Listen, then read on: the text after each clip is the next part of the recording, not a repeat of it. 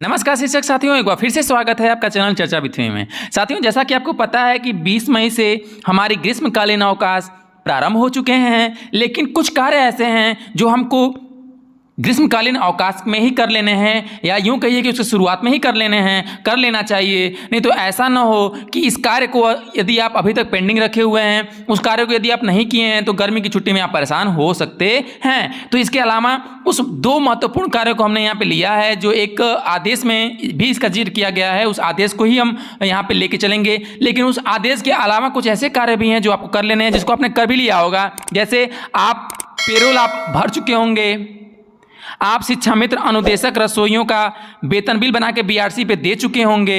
यदि आपने नहीं दिया है तो उसको जल्दी से जल्दी दे दीजिए। इसके अलावा एक और जानकारी आप अपने पास रख लीजिए। एक तो छात्र प्रगति है, ठीक है, छात्र प्रगति आप जरूर अपने पास रख लें, या यूं कहिए कि आप वेतन बिल के साथ ही ना हो तो एक कॉपी आप अपने बीआरसी पे भी दे दीजिए, जिससे आपको कोई भी फ़ोन आता है कोई भी जानकारी मांगने के लिए तो उसको आप उसमें बता दीजिए कि मैंने उसको बीआरसी पे दिया है, आप उससे देख लीजिए। और एक कॉपी अपने पास ही रख लें, क्योंकि हो सकता है कि वो कह दें कि मेरे पास नहीं मिला है या मुझे नहीं मिल रहा है, आप बता दीजिए तो उसको आप देख के बता लेंगे। इसके अलावा एक छोटा सा काम आप ये भी कर लें कि कितने बच्चों का नया नामांकन हुआ है और कितने बच्चों का आपने रजिस्ट्रेशन कर दिया है पोर्टल पे या डीबीटी पे। जैसा कि आपको पता है कि अब रजिस्ट्रेशन डीबीटी पे भी हो रहा है, तो पोर्टल पे या डीबीटी पे किस पे आपका रजिस्ट्रेशन कितने बच्चों का हो चुका है, इसकी जानकारी भी रख लीजिए। ये कोई मांगेगा नहीं, लेकिन हो सकता है किसी की जानकारी यदि मांग ली जाए तो आप बिना परेशान हुए इसको आप बता लेंगे। तो छात्र प्रगति और ये दोनों जानकारी अपने पास रख लीजिए। इसके अलावा कुछ कार्य ऐसे हैं जो ग्रीष्मकालीन अवकाश में ही करने के आदेश आ गए हैं, तो उसको भी आप हर हाल में कर लीजिए। वो कौन से आदेश हैं उसको हम आइए देखते हैं।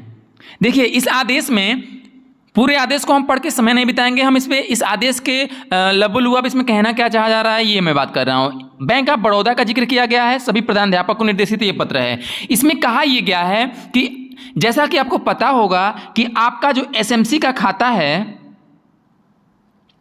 वह अभी तक संचालित होता था आपकी सुविधा अनुसार। जैसे मान लीजिए कि मेरे घर या स्कूल या मेरी सुविधा के दृष्टिकोण से जो बैंक मेरे नज़दीक में है उस बैंक में मैंने खाता खुलवा लिया, चाहे वो यूनियन हो, चाहे वो स्टेट बैंक हो या अन्य कोई बैंक हो, उसमें अलग अलग अपनी सुविधा के अनुसार खाता खुलवाए जाते रहे हैं। लेकिन पिछले दिनों परियोजना कार्यालय से एक पत्र जारी हुआ था, जिसके पत्र को संज्ञान में लेते हुए सभी जिला बेसिक शिक्षा अधिकारी महोदयों ने सभी खंड शिक्षा अधिकारी को संबंधित एक पत्र भेजा था कि आप अपने अपने ब्लॉक में सभी विद्यालयों का खाता बैंक ऑफ बड़ौदा यानी कि एक ही बैंक में संचालित करना सुनिश्चित करें। इसके लिए भी अलग अलग कवायद की जा रही थी कि हो सकता है कि आपके बीआरसी स्तर पे ये कैंप लगाया जाएगा, उसमें खाता खुलवाया जाएगा, लेकिन ये विभिन्न जगहों पे संभव नहीं हो सका है। तो अब इसमें देखिए हुआ क्या, शिथिलता बढ़ती गई है और इसी के लिए पत्र जारी हुआ है कि आप जल्दी से जल्दी, देखिए अगर देख पा रहे होंगे तो 19 का पत्र है ये, इसमें कहा जा रहा है कि आप जल्दी से जल्दी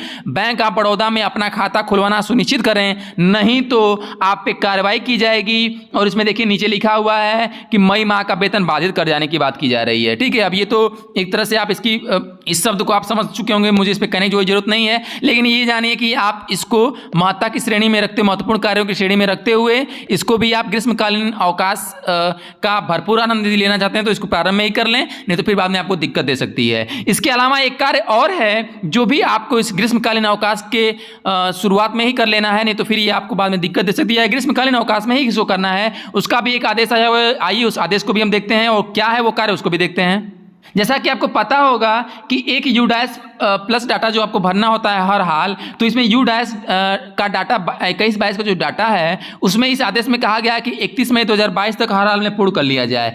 ये भी कहीं ना कहीं डाटा आपको हो सकता है कुछ जिलों में आदेश अभी नहीं आया है, लेकिन कुछ जिलों में आदेश आए हुए हैं। मैं एक जिले का यहाँ पे उठाया हूँ, मऊ का उठाया हूँ। तो इस आदेश में स्पष्ट ये दिशा निर्देश दिए गए हैं कि 31 मई तक हर हाल में आपको डाटा यह क्या कर लेना है, पूर्ण कर लेना है, नहीं तो इसकी जिम्मेदारी क्या होगी, सभी खंड शिक्षा अधिकारी की होगी। और खंड शिक्षा अधिकारी स्वाभाविक रूप से अभी सभी जिम्मेदारी किस पे हैंड ओवर कर देंगे, प्रभारी या हेडमास्टर या प्रभारी हेडमास्टर पे ये जिम्मेदारी क्या कर दिया जाएगा, दे दिया जाएगा। तो कहीं ना कहीं आप इसमें बिना समय गंवाते हुए इस डाटा को भी आप जल्दी से जल्दी भर लें।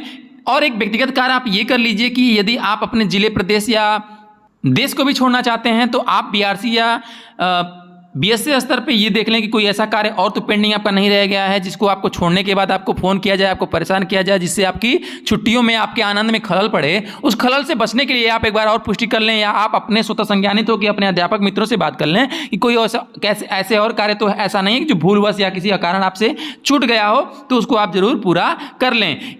क्योंकि छुट्टी में कोई कार्य, कोई फोन या कोई अन्य सूचना आपको देनी होगी तो वो कहीं ना कहीं आपकी छुट्टी और आपके आनंदमयी क्षण को खराब करेगा। तो उस आनंदमयी क्षण को खराब करने से बचें, सावधान रहें, सुरक्षित रहें। ठीक है, मिलते हैं अगले वीडियो में, तब तक के लिए नमस्कार शिक्षक साथियों।